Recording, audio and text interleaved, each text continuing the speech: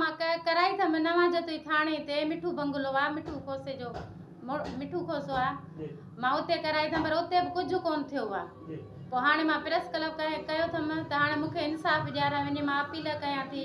छा अथसि SSP नौशारो फिरोज़ खे ऐं छा अथसि मां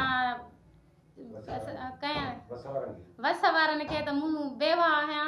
ऐं मूंसां माना इंसाफ़ कयो वञे मुंहिंजी धीउ खे हक़ ॾियारियो वञे अदा मूंखे पंहिंजे घरवारी मारियो आहे छो मारियो अथसि बाबा का ख़बर कान्हे वजह ॿुधाए न थो बाक़ी मारण लाइ मारियो अथसि मूंखे ॾाढो मारियो अथसि रोज़ मारींदो आहे या हा हा हाणे तव्हांजो मुतालबो छा आहे मूंखे इंसाफ़ खपे वञे हा मूंखे चाचंदा मास मां मूंखे माना झलींदो आहे त पंहिंजे ॾाॾाणे न वञे हेॾे न वञे होॾे न वञे असां मल्हाऊं मां नवां जतुनि में थी रहां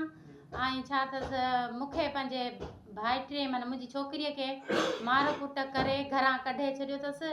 ऐं ॿ हिनखे ॿारड़ा आहिनि शादी खे 3-4 साल थी विया आहिनि अदी नालो छा आहे नाहिद हीअ मुंहिंजी धीउ आहे मां पंहिंजे भाइटीअ खे ॾिनी आहे उनजो नालो छा आहे उनजो मुजहिद नालो आहे हा ऐं उन माना 3-4 साल शादीअ खे थिया आहिनि जीअं शादी करे वई आहे तीअं मार कुट ॿार ॿ आवा अथसि उनजे बावजूद बि मां चयमि छॾियो भाइटियो आहे पर हुनजी नाइंसाफ़ी ज़ुल्म माना जबर अञा वधंदो पियो वञे ऐं उन माना न घटि कई हाणे